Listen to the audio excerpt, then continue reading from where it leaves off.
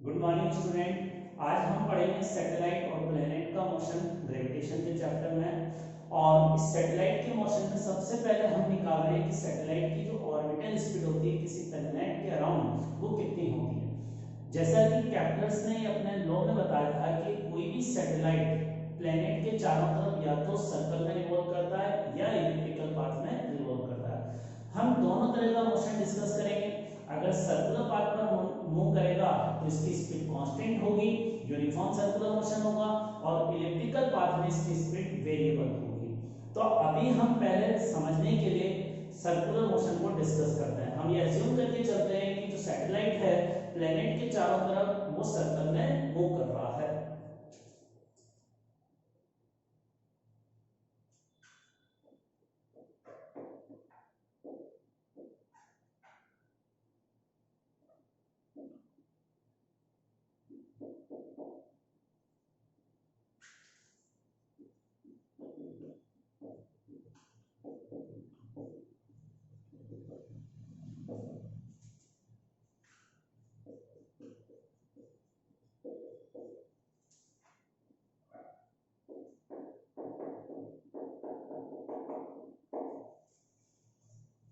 अब देखिए यहाँ इन जनरल जो मोशन होता है उसमें ये प्लेनेट अर्थ हम कंसीडर कर लेते हैं। ये हमारी अर्थ, और इस अर्थ का सैटेलाइट है m0 मास का पार्टिकल। ये पार्टिकल जो है ये अर्थ का सैटेलाइट है, अर्थ के चारों तरफ सर्कुलर पाथ में रिवॉल्व कर रहा है विद कांस्टेंट स्पीड। तो जो रिवॉल्व करता है उसको सैटेलाइट कहते हैं, जिसके अराउंड रिवॉल्व करता है उसको हम प्लेनेट कहते हैं। तो हमारी अर्थ का ये एक सैटेलाइट है और स्मॉल आर ऑर्बिटल रेडियस है इसकी। स्मॉल आर को क्या कहेंगे? Orbital radius. और v नॉट का मतलब है ऑर्बिटल स्पीड।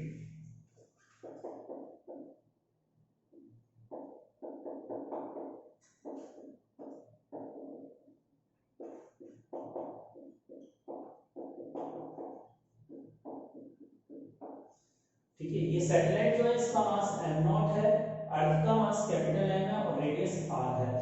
अभी हम वो केस कंसीडर कर रहे हैं जिसमें r is greater than capital R। Orbital radius capital R से ज्यादा है तो ये सैटेलाइट जो है अर्थ के चारों तरफ आउटसाइड में सर्कुलर पाथ पर मूव कर रहा है और ये यूनिफॉर्म सर्कुलर मोशन कर रहा है। यूनिफॉर्म सर्कुलर मोशन का मीनिंग क्या होता है? यूनिफॉर्म सर्कुलर मोशन में speed v not should be constant. जो ये सैटेलाइट है ये कांस्टेंट स्पीड से मूव कर रहा है तो इसका सर्कुलर मोशन में जो टेंजेंशियल एक्सीलरेशन होगा ना वो जीरो के बराबर होगा। टेंजेंशियल एक्सीलरेशन जीरो होगा और रेडियल एक्सीलरेशन का फॉर्मूला क्या होता है? v नॉट का स्क्वायर डिवाइडेड बाय r। और ये रेडियल एक्सीलरेशन जो होगा ना सैटेलाइट का ये कांस्टेंट होगा मैग्नीट्यूड में। अब देखिए यहां पर अगर ये पार्टिकल या सैटेलाइट सर्कल में मूव कर रहा है तो सर्कल में मूव कराने के लिए सेंटर की तरफ कोई ना कोई फोर्स होना चाहिए, क्योंकि इसका एक्सीलरेशन सेंटर की तरफ है इसके बराबर। तो ये सेंटर की तरफ इसका एक्सीलरेशन है ar के बराबर, रेडियल एक्सीलरेशन कहो या सेंट्रीपिटल एक्सीलरेशन कहो। अब देखिए यहाँ जो एक मास का पार्टिकल है हवा में सर्कुलर पाथ पर मूव कर रहा है तो हवा में किसी के कांटेक्ट में तो है नहीं, तो नॉर्मल रिएक्शन भी नहीं होगा, फ्रिक्शन भी नहीं होगा। अब यहाँ पर सैटेलाइट पर कौन सा फोर्स लगेगा? इस सैटेलाइट और अर्थ के बीच ग्रेविटेशनल अट्रैक्टिव फोर्स लगेगा। दोनों एक दूसरे पर अट्रैक्टिव फोर्स एक्सर्ट करेंगे। अब मैं सैटेलाइट पर न्यूटन लॉ लगाना चाहता हूं तो सैटेलाइट पर ग्रेविटेशनल फोर्स अंदर की तरफ लगेगा ना। अब ये ग्रेविटेशन फोर्स का फॉर्मूला क्या होता है? G m1 m2 upon r square. तो ग्रेविटेशन फोर्स किसके बराबर होगा? G capital M small m upon r square. अब देखो ये ग्रेविटेशन फोर्स अकेला फोर्स लग रहा है इस पर सेंटर की तरफ, तो अकेला फोर्स जो होता है यही रिजल्टेंट फोर्स होता है। और न्यूटन सेकंड लॉ क्या है? Resultant force mass into acceleration के बराबर होता है और एक्सीलरेशन रेडियल है। तो ये जो सेंटर यहाँ जो ग्रेविटेशन फोर्स है यही रिजल्टेंट फोर्स है, तो resultant force mass into acceleration के बराबर होगा। अब इसमें अगर वैल्यू रखेंगे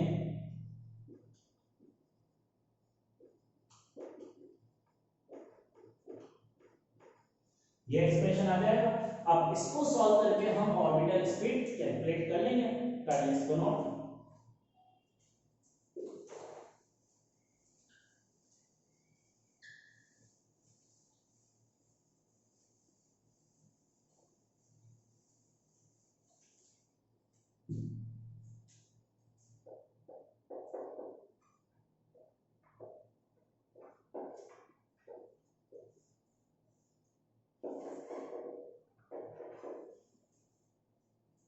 अब देखो ये ऑर्बिटल स्पीड का फॉर्मूला आ गया सैटेलाइट का, और इसमें जो मास आ रहा है ना वो मास ऑफ द अर्थ है, न कि सैटेलाइट का मास है। जो सैटेलाइट का मास हमने m कंसीडर किया था वो तो इस m से m कैंसिल हो गया, तो हम ये कह सकते हैं सैटेलाइट की ऑर्बिटल स्पीड उसके मास पर डिपेंड नहीं करती। तो लिखें इस रिजल्ट को, ऑर्बिटल स्पीड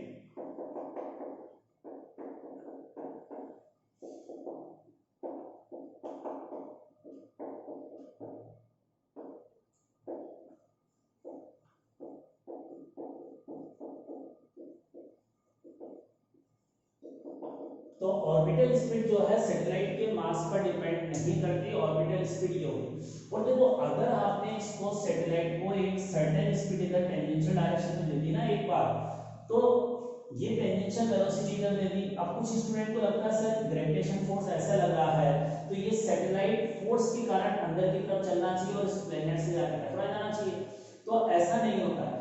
ये जो ग्रेविटेशन फोर्स अगर नहीं होता तो सैटेलाइट का मोशन कैसा होता है, यहाँ v0 वेलोसिटी दी तो ये बस सीधी लाइन में ऐसे चलता, तो सीधी लाइन में चलने से रोकने के लिए जो ग्रेविटेशन फोर्स लगा है वेलोसिटी के परपेंडिकुलर, अगर कोई फोर्स वेलोसिटी के परपेंडिकुलर लगता है तो वो वेलोसिटी के डायरेक्शन को बदलता है। तो अभी इसकी वेलोसिटी इधर है, इस फोर्स के कारण इसकी वेलोसिटी ऐसे टेंजेंशियल होगी, तो बार वापस फोर्स ऐसे लगेगा तो हर बार वेलोसिटी की डायरेक्शन को घुमाने का काम करेगा यह ग्रेविटेशन फोर्स। ठीक है, अब देखिए यहाँ पर ये सैटेलाइट अगर ऐसे सर्कल में मूव कर रहा है, आपने स्टार्टिंग में इसको अगर v0 वेलोसिटी दे दी ना, वेलोसिटी देने के बाद छोड़ दो और सैटेलाइट इनफाइनाइट टाइम तक इस सर्कल में घूमता रहेगा। इसको घूमने के लिए कोई एनर्जी की रिक्वायरमेंट नहीं है, कोई पेट्रोल की रिक्वायरमेंट नहीं है, तो किसी चीज की रिक्वायरमेंट नहीं है क्योंकि इस प्रोसेस में कोई एनर्जी कंज्यूम नहीं हो रही। ठीक है, इसकी टोटल एनर्जी कांस्टेंट रहेगी और इनफाइनाइट टाइम तक इस सर्कल में घूमता रहेगा। तो सैटेलाइट को इस सर्कल में घुमाने के लिए किसी एनर्जी की रिक्वायरमेंट नहीं होती है, लेकिन जो हम आर्टिफिशियल सैटेलाइट भेजते हैं तो हमें उसको कुछ एनर्जी देनी पड़ती है। उस एनर्जी को देने के पीछे ये रीजन है कि सैटेलाइट में हम कई सारे इंस्ट्रूमेंट रखते हैं, सैटेलाइट का यूज करते हैं अर्थ को ऑब्जर्व करने के लिए, अर्थ में वेदर कंडीशंस क्या है, एयर का फ्लो किस तरह से हो रहा है, कहाँ पर रेन हो रही है, और जासूसी के लिए भी सैटेलाइट का यूज किया जाता है। तो इन सब चीजों को, डाटा को इंटरप्रेट करने के लिए हम सैटेलाइट में कई सारे इंस्ट्रूमेंट, कंप्यूटर वगैरह रखते हैं। उन इंस्ट्रूमेंट को चलाने के लिए हमें सैटेलाइट में एनर्जी की रिक्वायरमेंट होती है। प्लस अभी तो मैंने कंसीडर करा है कि यहाँ कोई एयर रेजिस्टेंस वगैरह नहीं है, बट एक्चुअल प्रैक्टिस में कुछ ना कुछ रेजिस्टेंस होता है और रेजिस्टेंस में एनर्जी का लॉस होता है, तो उस लॉस को भी अगर कम करने के लिए हमें सैटेलाइट को कुछ एनर्जी देनी पड़ती है। बट हम जो अभी डिस्कस कर रहे हैं वो आइडियल केस है, और आइडियल केस में हमें सैटेलाइट को रिवॉल्व करने के लिए कोई एनर्जी की रिक्वायरमेंट नहीं है। मान लो अगर कोई पर्सन इस सैटेलाइट के अंदर जो बैठा हुआ है इसकी खिड़की खोलकर एक चम्मच गिरा दे, जैसे मेरे हाथ में चम्मच है, अब मैं अगर इसको हाथ से रिलीज करूंगा तो इस चम्मच की इनिशियल वेलोसिटी वही होगी ना जो सैटेलाइट की है। तो अब ये चम्मच जो उसने गिराई है ये भी अर्थ का एक सैटेलाइट बन जाएगी और ये भी इसी कांस्टेंट स्पीड से सर्कल के चारों तरफ घूमती रहेगी। तो मान लो उसने खिड़की से बाहर निकाल के चम्मच गिरा दी, अब चम्मच भी उसके साथ चल रही है, जब उसको खाना खाना है चम्मच को हाथ डाल के बाहर से निकाल लेगा। तो इस तरह का प्रोसेस पॉसिबल है आइडियल कंडीशन में। ठीक है, तो यहाँ इस सैटेलाइट का हर पार्ट सेट जो है वो सर्कल में घूम रहा है और ये चम्मच भी सैटेलाइट है, और हम जो पर्सन इसके अंदर बैठा हुआ है वो भी कांस्टेंट स्पीड से इस सर्कल में घूम रहा है, तो वो भी एक तरह से सैटेलाइट है। और सैटेलाइट की ऑर्बिटल स्पीड इसके बराबर होती है, ये उस सैटेलाइट के मास पर डिपेंड नहीं करती। तो ये हमारा एक इंपॉर्टेंट रिजल्ट आया, सैटेलाइट की ऑर्बिटल स्पीड उसके मास पर डिपेंड नहीं करती है। अब इसके अलावा हम एक चीज और डिस्कस करें कि यहां पर अगर हम r की वैल्यू को इंक्रीज करेंगे तो ऑर्बिटल स्पीड डिक्रीज होगी। r ऑर्बिटल रेडियस अगर हम बढ़ाते हैं, रेडियस अगर ज्यादा है तो ऑर्बिटल स्पीड कम हो जाएगी। ये एक इंपॉर्टेंट रिजल्ट आया। इसका मतलब वो सैटेलाइट जो अर्थ के बिल्कुल नजदीक में रिवॉल्व कर रहे होते हैं, एक सैटेलाइट अगर अर्थ के बिल्कुल नजदीक में रिवॉल्व करेगा तो उसकी ऑर्बिटल स्पीड मैक्सिमम होगी, तो मैक्सिमम ऑर्बिटल स्पीड निकालने के लिए v नॉट की मैक्सिमम वैल्यू निकालने के लिए मैं क्या कर सकता हूं, under root G M divided by R की मिनिमम वैल्यू क्या होगी, अर्थ की रेडियस के बराबर। भाई आर की वैल्यू जो होनी चाहिए वो अर्थ की रेडियस के कंपैरिजन में ज्यादा होनी चाहिए ना। तो मिनिमम रेडियस अगर हम ये कंसीडर करें, बिल्कुल अर्थ को टच करते हुए सैटेलाइट मूव कर रही है, अर्थ की सरफेस से अगर इसकी हाइट ऑलमोस्ट जीरो है, height of the satellite from the earth surface is almost zero, तो आर की मिनिमम वैल्यू क्या होगी, कैपिटल। और जब यहाँ आर मिनिमम रखोगे तो ऑर्बिटल स्पीड मैक्सिमम आएगी, तो मैक्सिमम ऑर्बिटल स्पीड इसके बराबर होगी, मैक्सिमम ऑर्बिटल स्पीड इसके बाद। और देखो कोई सैटेलाइट अगर हमारा अर्थ के बिल्कुल नजदीक में मूव करता है ना, तो वो अर्थ की बारीकी से जांच कर सकता है, डेप्थ में जांच कर सकता है, उसके रिजल्ट बहुत अच्छे होंगे। तो ऐसे सैटेलाइट जो बिल्कुल अर्थ के नजदीक मूव करते हैं, इनको हम कहते हैं जासूसी उपग्रह। जासूसी उपग्रह की हिंदी क्या है, इंग्लिश क्या है, स्पाई सैटेलाइट। तो स्पाई सैटेलाइट जो होते हैं वो बिल्कुल अर्थ के नजदीक में मूव करते हैं, उनकी हाइट अर्थ की सरफेस से ऑलमोस्ट जीरो होती है और उनकी ऑर्बिटल स्पीड मैक्सिमम होती है इसके बराबर। तो स्पाई सैटेलाइट जो होते हैं वो अर्थ की सरफेस से बहुत कम हाइट पर होते हैं, ऑलमोस्ट जीरो हाइट पर होते हैं, और इन सैटेलाइट की ऑर्बिटल स्पीड मैक्सिमम होती है।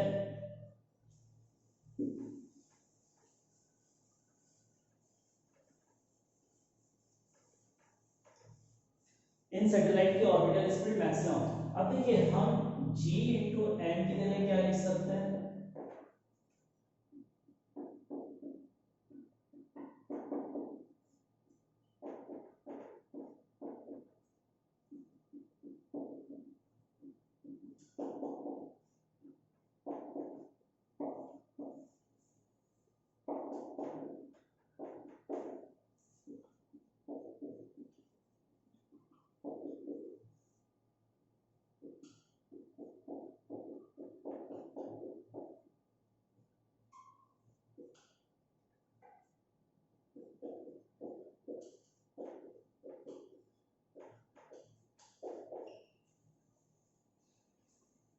अब देखो यहां मैंने आपको बताया था g इंटू एम, एम अर्थ का मास है तो इसको g r स्क्वायर लिख सकते हैं, जहां g क्या है, gravitational acceleration at the surface of the earth. अब यहां से gm की वैल्यू यहां रखिए, एक r से r कैंसिल हो जाएगा, तो अंदर क्या बचेगा, अंडर रूट जी आर। तो ये ऑर्बिटल स्पीड का मैक्सिमम वैल्यू का फॉर्मूला है, और ये स्पाई सैटेलाइट की ऑर्बिटल स्पीड होती है। अब अर्थ के लिए g की वैल्यू फिक्स है, रेडियस फिक्स है, यहां वैल्यू अगर रखूंगा तो ये अप्रोक्सीमेटली ऑर्बिटल स्पीड जो आती है 8 किलोमीटर पर सेकंड आती है। तो कोई भी सैटेलाइट जो अर्थ का है उसकी ऑर्बिटल स्पीड इससे कम ही होगी। ये तो स्पाई सैटेलाइट की मैक्सिमम है जो अर्थ के बिल्कुल नजदीक मूव कर रहा है, अगर अर्थ से डिस्टेंस बढ़ाता जाऊंगा तो ऑर्बिटल स्पीड कम होती जाएगी। तो ये अर्थ की किसी भी सैटेलाइट की मैक्सिमम स्पीड है। हम देखिए हम जानते हैं कि जो मून होता है वो हमारी चंद्रमा हमारे अर्थ के चारों तरफ घूमता रहता है, तो वो हमारी अर्थ का सैटेलाइट है। मून जो है हमारी अर्थ का सैटेलाइट है। सैटेलाइट दो तरह के होते हैं, एक नेचुरल एक आर्टिफिशियल। नेचुरल जो मून है वो नेचुरल सैटेलाइट है, और आर्टिफिशियल सैटेलाइट है जो यहाँ अर्थ की सरफेस पर इंजीनियर है, साइंटिस्ट है, वो प्रिपेयर करके जो सैटेलाइट लॉन्च करते हैं वो आर्टिफिशियल सैटेलाइट होता है। और आर्टिफिशियल सैटेलाइट तो बहुत सारे अलग अलग कंट्री अपने अपना सैटेलाइट सेंड करते हैं अलग अलग हाइट पर। तो अलग अलग कंट्री जो सैटेलाइट भेजते हैं ना उसकी अर्थ की सरफेस से हाइट भी अलग अलग होती है, तो अलग अलग हाइट पे सैटेलाइट भेजे जाते हैं, और ये इसका मतलब है। तो यह ऑर्बिटल स्पीड का मीनिंग हुआ। और इसमें इंपॉर्टेंट चीज याद रखने की यह है कि ऑर्बिटल स्पीड सैटेलाइट के मास पर डिपेंड नहीं करती, प्लेनेट के मास पर। अगर हम अर्थ की जगह किसी और प्लेनेट का सैटेलाइट देखेंगे तो उसकी ऑर्बिटल स्पीड अलग होगी। जैसे हम हमारी अर्थ जो है वो सन के चारों तरफ घूमती है, तो सन का सैटेलाइट हमारी अर्थ है, हम अर्थ की अगर ऑर्बिटल स्पीड निकालेंगे तो वो डिफरेंट आएगी। जब हम अर्थ की ऑर्बिटल स्पीड निकालेंगे तो यहाँ पर मास सन का लिखेंगे, अर्थ का नहीं लिखेंगे, यहाँ मास क्या होगा, सन का होगा। तो बेसिकली जिस प्लेनेट के चारों तरफ घूम रहा है कोई पार्टिकल या सैटेलाइट, उस प्लेनेट का मास ऑर्बिटल स्पीड में आता है।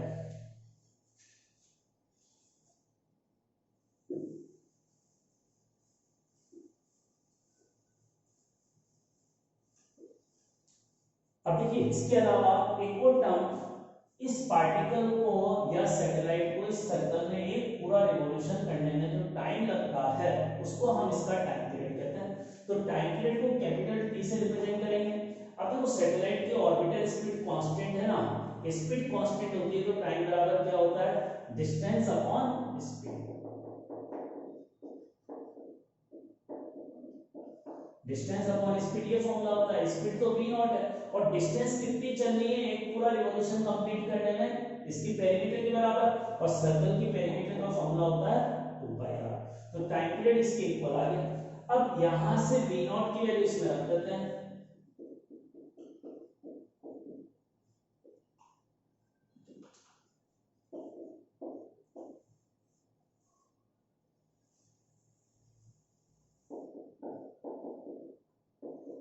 तो ये हमारे पास टाइम पीरियड का फॉर्मूला आया। और किसी भी सैटेलाइट का टाइम पीरियड उस प्लेनेट के मास और ऑर्बिटल रेडियस पर डिपेंड करता है। Again time period is also independent from the mass of the satellite. जिस भी सैटेलाइट का टाइम पीरियड निकाल रहे हैं उस सैटेलाइट के मास से इंडिपेंडेंट होता है ये टाइम पीरियड।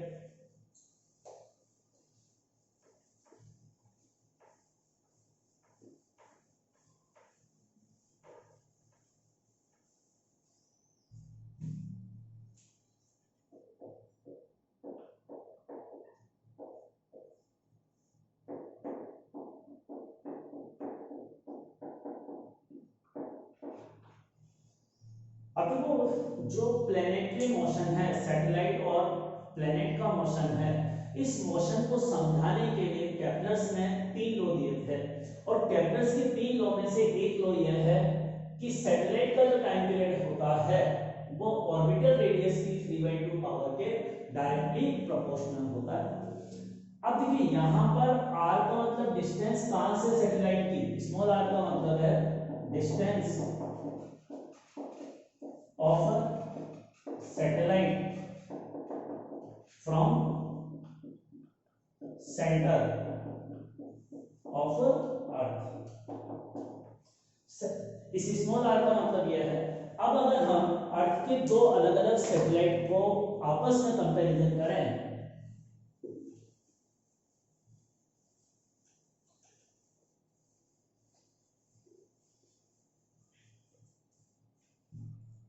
देखो ये हमारी अर्थ है ना, इसका मास तो फिक्स है। अब इसके दो अलग अलग सैटेलाइट है, एक सैटेलाइट S1 और ये दूसरा सैटेलाइट S2। S1 तो R1 रेडियस के सर्कल में मूव कर रहा है, S2 जो है R2 रेडियस के सर्कल में मूव कर रहा है। अब अगर दोनों की ऑर्बिटल रेडियस अलग अलग है लेकिन दोनों के लिए प्लैनेट सेम है अर्थ, तो अर्थ का मास सेम है तो इनके टाइम पीरियड में रिलेशन ये होगा।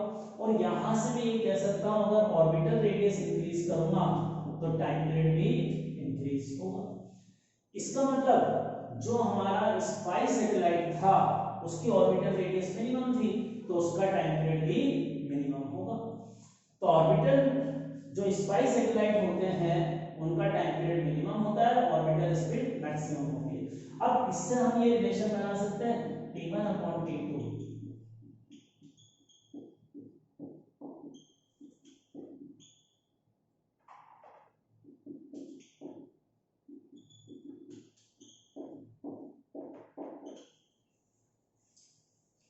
ये हमारे पास टाइम पीरियड का रिलेशन आ जाएगा। देखो अब इसमें ये ध्यान रखने वाली बात है, गलती होती है जल्दीबाजी में ये फॉर्मूला लगा देते हैं। ये एक्सप्रेशन में स्मॉल r क्या चीज है, डिस्टेंस फ्रॉम द सेंटर, और h का मतलब distance from the surface of the earth. तो हमें क्वेश्चन की लैंग्वेज ध्यान से पढ़नी है कि जो हमें आंसर क्वेश्चन है उसमें डिस्टेंस सेंटर से दे रखी है या सरफेस से। अगर सरफेस से डिस्टेंस दे रखी हो तो ये वाली हाइट दे रखी है हमें और ये वाली हाइट में वैल्यू रखी है, तो h क्या है, distance of satellite from earth surface और it is also known as height. इसको हम हाइट भी कहते हैं और इसको यहां डायग्राम में अगर रिप्रेजेंट करूं तो ये हमारी अर्थ और ये पहले सैटेलाइट की हाइट हो गई h1। तो ये h1 का मतलब है। ठीक है, तो हमें इस फॉर्मूले को अप्लाई करते समय ये थोड़ा ध्यान से रखना है, ध्यान देना है इस चीज पे कि R1 R2 क्या चीज है, H1 H2 क्या चीज है।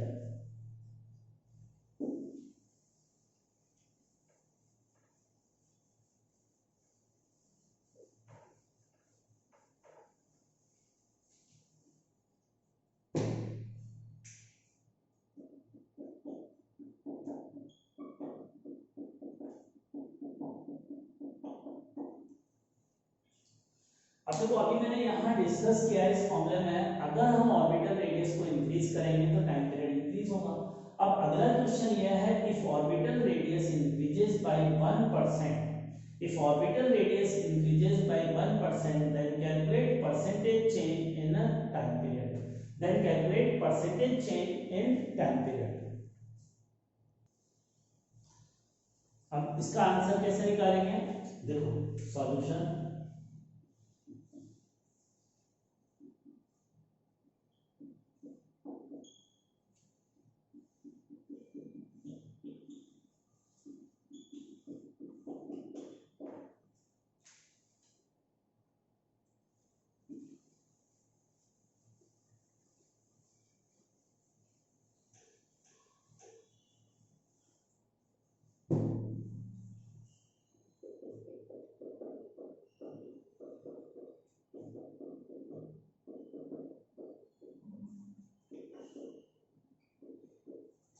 देखिए इसमें जो ऑर्बिटल रेडियस 1% से इंक्रीज कर रहे हैं ये बहुत स्मॉल चेंज है, और स्मॉल चेंज में परसेंटेज में रिलेशन निकालने का ये कंसेप्ट होता है।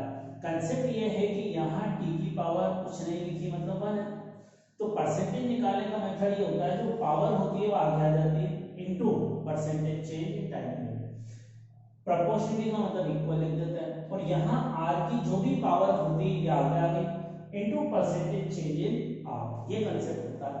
अब आर में परसेंटेज चेंज 1 दे रखा है तो आंसर आ गया 1.5%।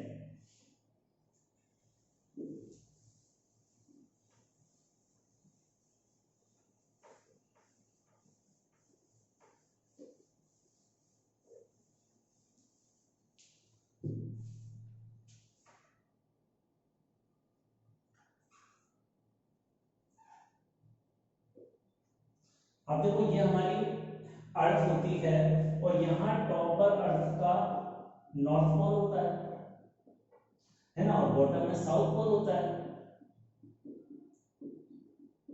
ये अर्थ की एक्सिस ऑफ रोटेशन होती है, अर्थ अपनी एक्सिस पर घूमती है ना, तो इस लाइन के अबाउट घूमती है।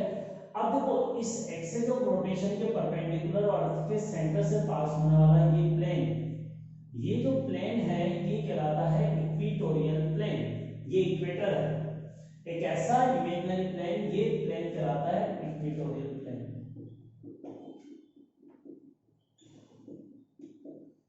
ठीक है, अब हम अर्थ के किसी सैटेलाइट की बात कर रहे हैं, तो वो सैटेलाइट अर्थ के चारों तरफ सर्कल में घूमेगा, तो क्या चारों तरफ सर्कल में इस तरह का सैटेलाइट हो सकता है कि ये सैटेलाइट अगर ऐसे घूम रहा हो तो क्या यह वाला पाथ सैटेलाइट का है अर्थ का?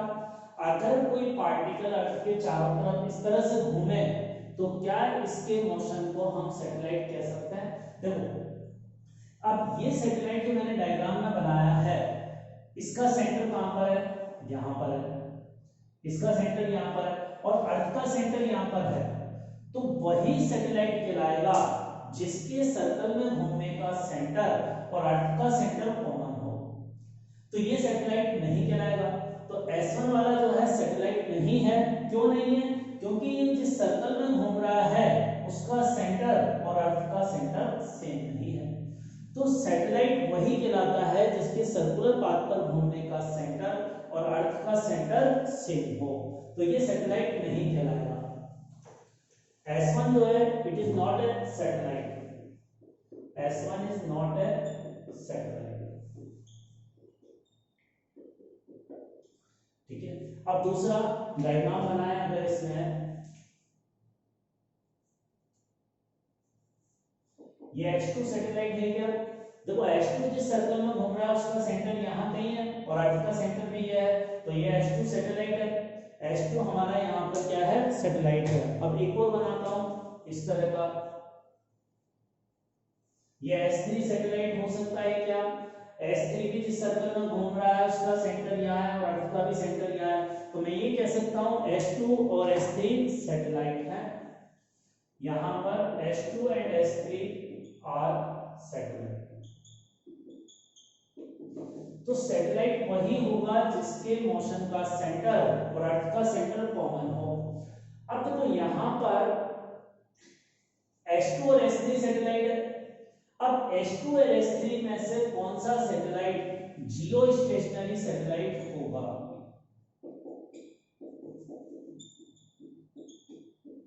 जियो स्टेशनरी सैटेलाइट, अगला टॉपिक अपना है जियो स्टेशनरी सैटेलाइट। अब देखो क्या S2 और S3 दोनों जियो स्टेशनरी सैटेलाइट होंगे? तो जियो स्टेशनरी सैटेलाइट होने के लिए कंडीशन होती है, देखो ये जो थर्ड वाला सैटेलाइट है इसकी एक्सिस ऑफ रोटेशन कौन सी है? थर्ड वाला सैटेलाइट इस प्लेन में घूम रहा है सर, तो इसकी एक्सिस ऑफ रोटेशन इस प्लेन के परपेंडिकुलर ये है ना। थर्ड वाले सैटेलाइट की एक्सिस ऑफ रोटेशन ये है।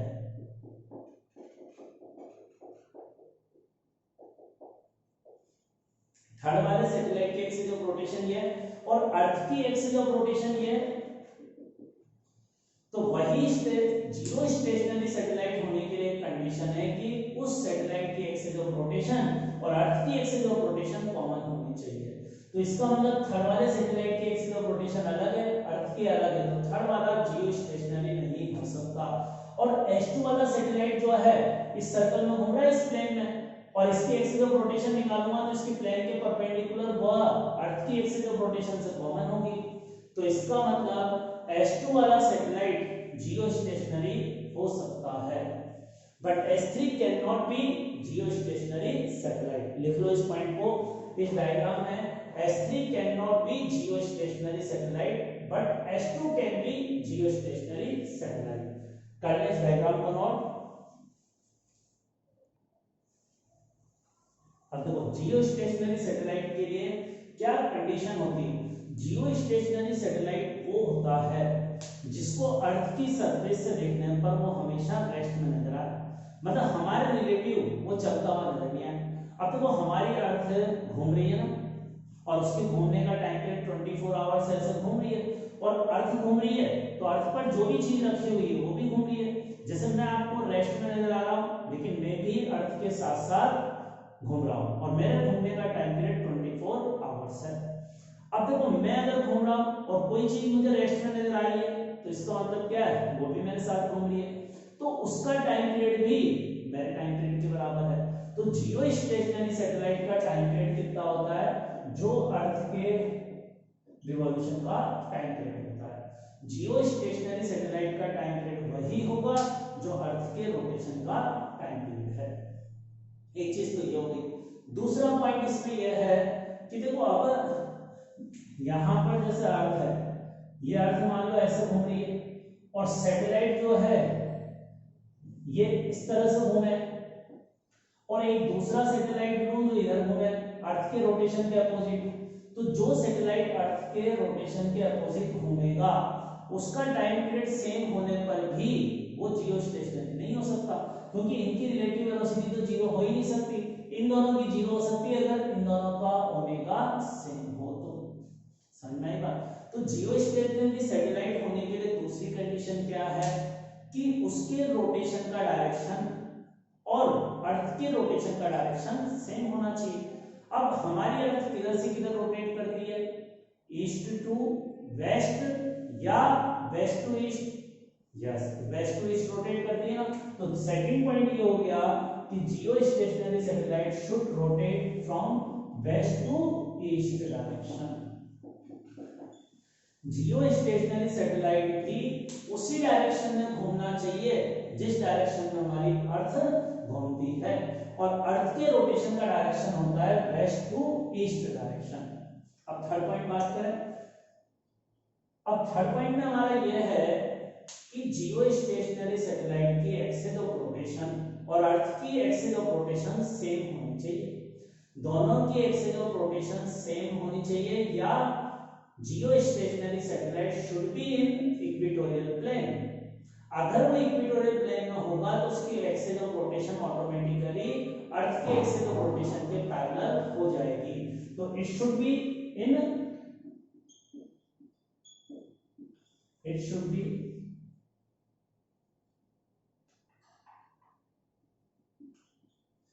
be in equatorial plane। Equatorial plane में रोटेट करना चाहिए हमारा जियो स्टेशनरी सैटेलाइट, ये इसका मतलब होता है। अब देखो